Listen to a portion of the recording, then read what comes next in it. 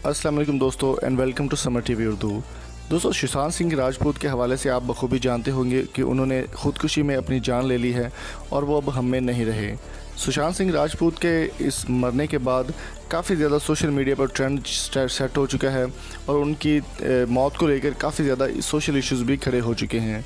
उनकी मौत के हवाले से अगर बड़ी ख़बर यहाँ पर लेकर आएँ तो उनके घर के ऊपर क़यामत टूट पड़ी है इस वक्त कि उनके घर में एक जवान मौत सुशांत सिंह की, वो बहुत ही खूबसूरत और अच्छे इंसान थे। उनकी मौत के बाद उनका जो बेर था उनका लॉस जो है वो बेर नहीं कर पाई उनकी भाभी, उनके बड़े भाई की बीवी, उनकी भी आज सुबह डेथ हो गई है जिस डिप्रेशन की वजह से कि सुशांत सिंह की जो ख़बर आई है उसका लॉस जो हुआ है सुशांत सिंह का, उस ख़बर को देखते हुए उनकी भी डेथ हो चुकी है और अब वो दुनिया में वो नहीं रही। सुशांत सिंह की फैमिली के मुताबिक ये बताया जा रहा है कि सुशांत सिंह की भाभी इंडिया से बाहर थी और जैसे ही उनको सुशांत सिंह की खबर मिली कि उन्होंने ख़ुदकुशी करी और अपने आप को ख़त्म कर लिया है तो वो बहुत ही क्रिटिकल सिचुएशन में इंडिया में वापस आई और वहाँ पर उनकी जो है वो हालत संभल नहीं पा रही थी।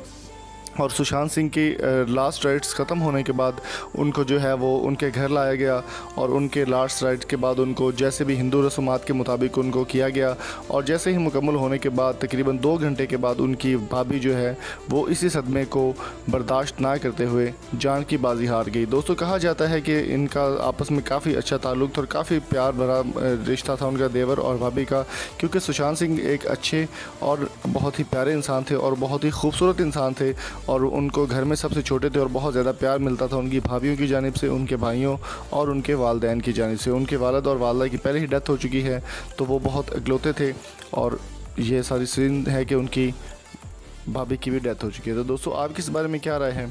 कमेंट बॉक्स में कीमती राय से हमें ज़रूर आगाह कीजिए। अगर आपको हमारी वीडियो पसंद आए तो चैनल को सब्सक्राइब करके साथ बेल आइकन को ज़रूर प्रेस कीजिएगा। Thank you so much for coming. अल्लाह हाफिज़।